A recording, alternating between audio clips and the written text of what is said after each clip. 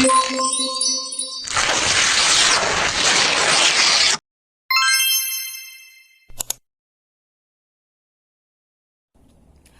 semuanya, perkenalkan nama saya Jessica Maranatha Tambun, NIM F1C4222021, kelas R001 dari program studi biologi. Di sini saya akan memaparkan materi mengenai jaringan hewan. Apa sih itu jaringan? Jaringan merupakan sekelompok sel yang secara umum memiliki asal perkembangan embrionik yang sama dan secara bersama-sama menjalankan fungsi tertentu. Berdasarkan struktur dan fungsinya, terdapat 4 jaringan dasar pada hewan vertebrata, yaitu jaringan epitel, jaringan ikat, jaringan otot, dan jaringan saraf. Jaringan epitel. Jaringan epitel pada hewan merupakan jaringan yang berfungsi sebagai pelapis organ dan rongga tubuh bagian luar hewan. Jaringan epitel berlokasi pada permukaan tubuh hewan yang membatasi organ tubuh dengan lingkungan luarnya. Jaringan epitel yang melapisi permukaan tubuh atau lapisan luar tubuh disebut sebagai epitelium. Jaringan epitel yang membatasi rongga tubuh disebut dengan mesotelium, dan jaringan epitel yang membatasi organ tubuh disebut dengan endotelium.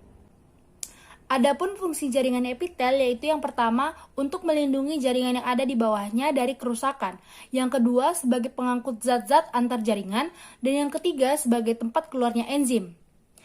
Berdasarkan bentuknya, jaringan epitel dibagi menjadi 4 jenis, yaitu bentuk pipi, bentuk silindris, bentuk kubus, dan bentuk transisional.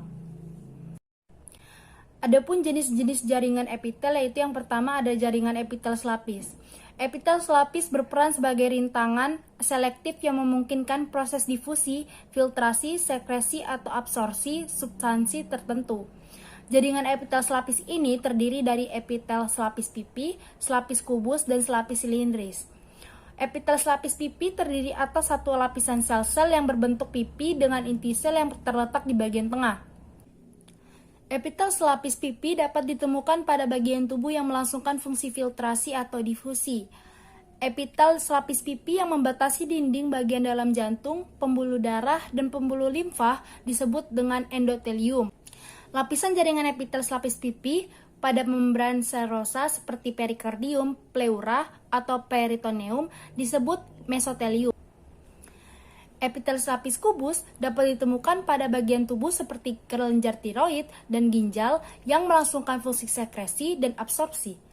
Jaringan epitel selapis silindris apabila dilihat dari sisi lateral, sel-selnya tampak seperti tabung dengan inti berbentuk oval dekat dengan bagian dasar sel. Terdapat 2 jenis sel epitel selapis silindris, yaitu bersilia dan tanpa silia. Epitel selapis silindris tanpa silia memiliki mikrofili dan sel goblet pada permukaan apikalnya. Mikrofili berperan meningkatkan laju absorpsi dan sel goblet berperan mensekresikan mukus. Sekresi mukus melapisi permukaan dalam dari saluran pencernaan, saluran pernapasan, saluran reproduksi, dan saluran urin. Jaringan epitel silindris bersilia tersusun atas sel-sel berbentuk silindris dengan silia pada permukaan apikalnya. Silia berperan menggerakkan partikel-partikel asing yang terjebak oleh mukus menuju saluran pernapasan bagian atas. Silia juga berperan menggerakkan oosit dari tuba Pavlovi menuju uterus. Yang kedua yaitu jaringan epitel berlapis palsu. Epitel berlapis palsu silindris tampak tersusun atas beberapa lapis sel yang berbeda, tetapi hanya tersusun atas satu lapis sel yang tebal. Seluruh sel-selnya menempel pada membran basal, meskipun tidak semua sel-sel mencapai permukaan apikal. Sehingga terdapat sel-sel dengan bentuk dan tinggi yang berbeda, serta letak inti sel pada ketinggian yang berbeda. Epitel berlapis palsu silindris bersilia memiliki sel goblet yang mensekresikan mukus. Sekresi mukus ini berperan menjebak partikel-partikel asing, dan silia berperan menggerakkan mukus beserta partikel asing yang telah terjebak untuk dikeluarkan dari tubuh. Epitel berlapis palsu silindris tanpa silia tidak memiliki silia dan juga sel goblet. Yang ketiga ada jaringan epitel berlapis. Jaringan epitel berlapis lebih tebal. Lapisan sel-sel membuat jaringan ini lebih tahan terhadap kerusakan, sehingga mencegah patogen dan substansi asing memasuki jaringan yang terdapat di bawahnya. Terdapat 4 jenis jaringan epitel berlapis, yaitu epitel berlapis pipi, berlapis kubus, berlapis silindris, dan epitel transisional. Epitel berlapis pipi memiliki sel-sel yang berbentuk pipi pada permukaan apikalnya, sedangkan sel-sel pada lapisan dalam memiliki variasi bentuk kubus seperti silindris.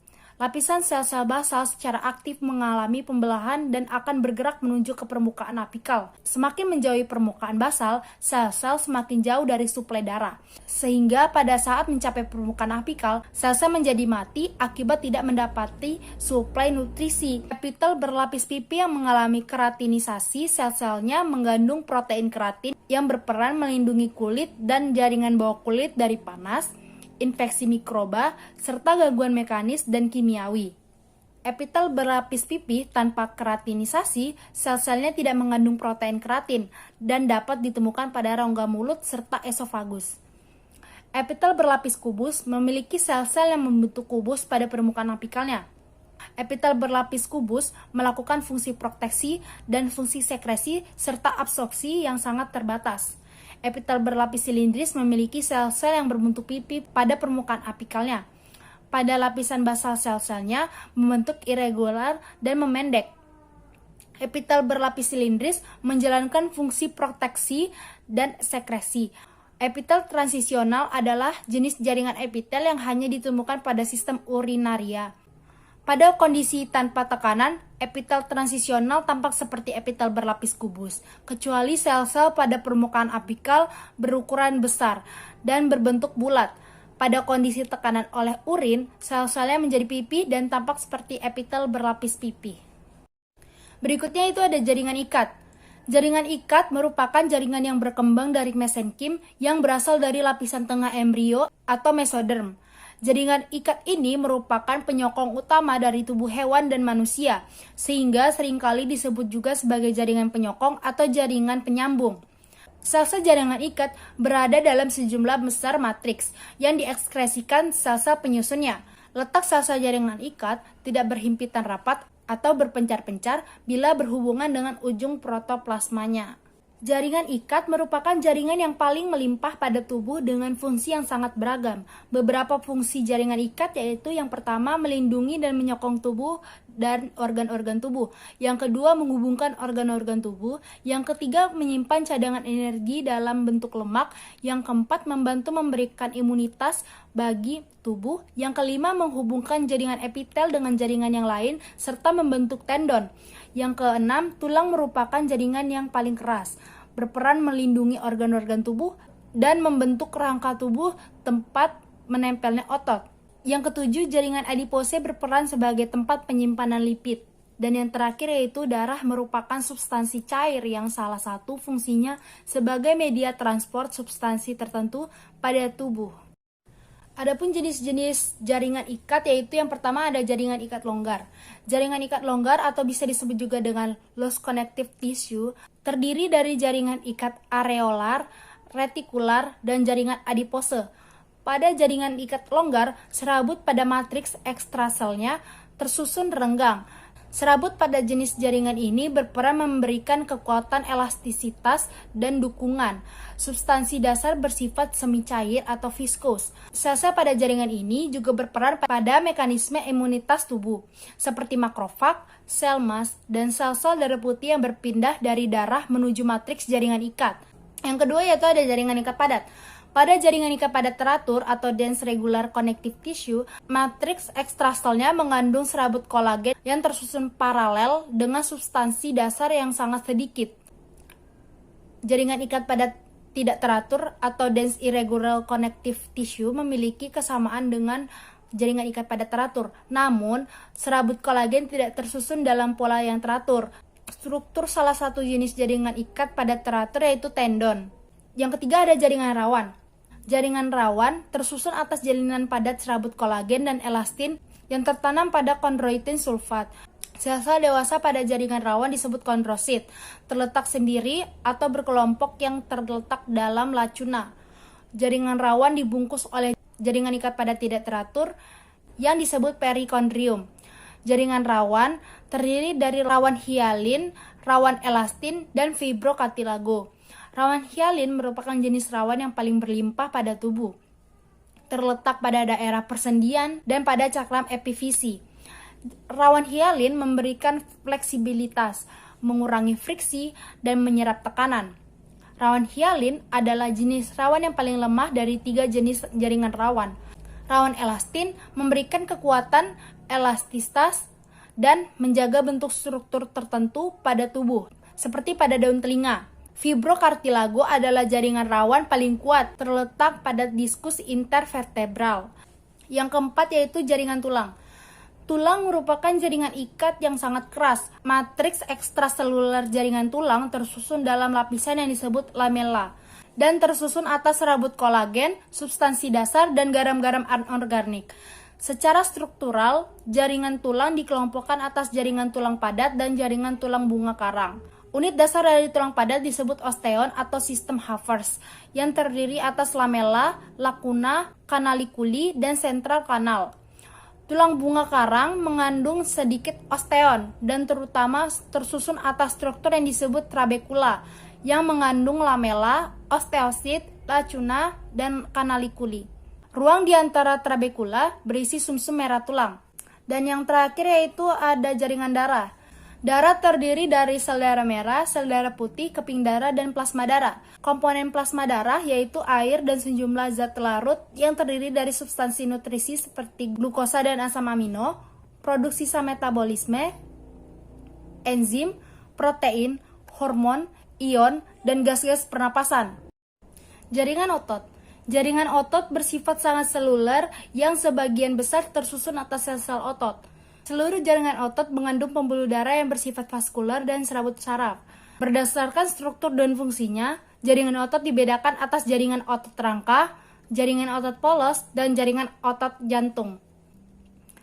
Sel-sel jaringan otot rangka memiliki banyak inti dan berbentuk silindris. Jaringan otot rangka terutama menyusun otot-otot yang menempel pada tulang. Sel-sel jaringan otot jantung berukuran lebih kecil dibandingkan sel-sel jaringan otot rangka. Memiliki percabangan dengan 1 atau 2 inti yang terletak pada bagian tengah sel.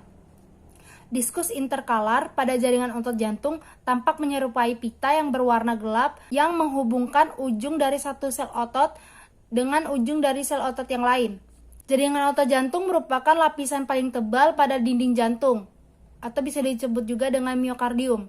Otot rangka dan otot jantung tampak berlurik, atau memiliki pita yang tampak terang dan gelap.